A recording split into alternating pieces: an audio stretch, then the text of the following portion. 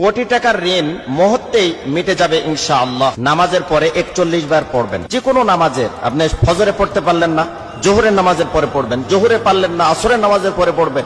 আসরে পারলেন না, মাগরিবের নামাজের পরে পড়বেন। মাগরিবে পারলেন না, এশার সালাতের পরে আপনি পড়বেন।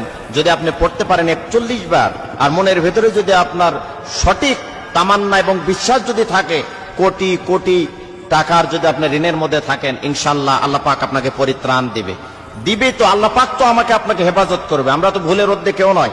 আমাদের চলাফেরা, ওঠা বসা, ব্যবসা বিজনেস করতে গিয়ে অনেক সময় আমরা ভুল করে ফেলি, আমাদের আইডিয়ার বাইরে চলে যায়। আমরা মনে করি ব্যবসা ক্ষেত্রে যদি এত টাকা ইনভেস্ট করি তাহলে মনে হয় যে আমি লাভবান হতে পারবো, কিন্তু আপনার আয়ত্তের চাইতে আপনি লক্ষ লক্ষ টাকা, কোটি কোটি টাকা সেখানে ইনভেস্ট করলেন, এবং বেশি টাকা আপনি সেখানে ইনভেস্ট করার কারণে কোনো কারণে আপনার ব্যবসায় লস হলো, আপনি সেখানে পারলেন না। তো এই ধরনের ভুল ত্রুটি আমাদের হবেই। আমরা মানুষ, আমাদের কাছে তো আর ওহি আসে না, আমরা নিজে নিজে ব্রেন খাটিয়ে চলতে হয়। তো সেই জায়গা থেকে যদি আল্লাহর কাছে আপনি সেইভাবে যদি পরিত্রাণ চান আর ঋণ থেকে মুক্তি চান, তাহলে অবশ্যই অবশ্যই আল্লাহ পাক আমাকে আপনাকে হেফাজত করবেন, প্রোটেক্ট করবেন, এবং সেই ঋণ থেকে আমাদেরকে উদ্ধার করবেন। কারণ মালিক কখনো ফিরিয়ে দিবে না। মানুষের কাছে যান, বিরক্তি হতে পারে, মানুষের কাছে যান, আপনাকে ধমক দিতে পারে, কিন্তু আল্লাহ রাব্বুল আলামিন আমাকে আপনাকে অবশ্যই অবশ্যই এখান থেকে উদ্ধার করবে। আমি যে নিয়মে বলবো, এই নিয়মে যদি আপনি আমল করেন, ইনশাআল্লাহ কোটি টাকার ঋণের মধ্যে জর্জরিত থাকলে, বিপদে থাকলে, মুসিবতে থাকলে, উৎকণ্ঠার মধ্যে থাকলে, পেরেশানির মধ্যে যদি আপনি থাকি, অবশ্যই আল্লাহ রাব্বুল আলামিন আমাদেরকে হেফাজত করবেনই। তবে আমলের মধ্যে ভুল করা যাবে না। খুব মনোযোগ দিয়ে শোনার চেষ্টা করুন। ঋণ এমন একটি জিনিস যে মানুষকে শান্তিতে থাকতে দেয় না, ডিপ্রেশনে ফেলে দেয়, খাবার রুচি নষ্ট করে ফেলে দেয়। আপনার সামনে হাজারো আইটেমের খাবার দাবার আছে, কিন্তু আপনাকে ভালো লাগবে না যদি ঋণের বোঝা আপনার মাথায় থাকে।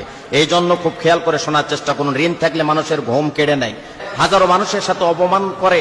এই ধরনের যদি কারোর মধ্যে সমস্যা থেকে থাকে, ইনশাআল্লাহ এই কোরআনের আমলটা আপনি করেন, কাঙ্ক্ষিত আমল।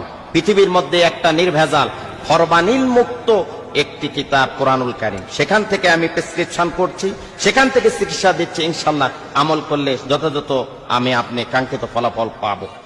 এশার নামাজের পরে করলে আমলটা বেশি ভালো হয়। যদি কোনো কারণে এশার নামাজের পরে না পারেন, তাহলে অবশ্যই আপনি অন্য নামাজের পরে করবেন। দোয়াটি হচ্ছে, এই আয়াতটি হচ্ছে, আল্লাহু নূরুস সামাওয়াতি ওয়াল আরদ, আল্লাহু নূরুস সামাওয়াতি ওয়াল আরদ। এটা এশার পরে, এশার নামাজের পরে 41 বার পড়বেন, আর মনে মনে বিনয়ের সাথে, নম্রতার সাথে আল্লাহর কাছে বলবেন যে মালিক, আমাকে অবশ্যই ঋণমুক্ত করো, তুমি আমার সম্মান ইজ্জত রক্ষা করো, মানুষের সামনে বেয়াজ্জিত করো না, লাঞ্ছিত করো না, অপমানিত করো না। যদি কাঙ্ক্ষিত ভাবে আপনি নত হয়ে নম্রভাবে আপনি বিনয়ের সাথে মালিককে মেসেজ দিতে পারেন, ইনশাআল্লাহ কোটি টাকার ঋণ থাকলেও মুহূর্তের মধ্যে আপনি ঋণ থেকে মুক্তি পাবেন।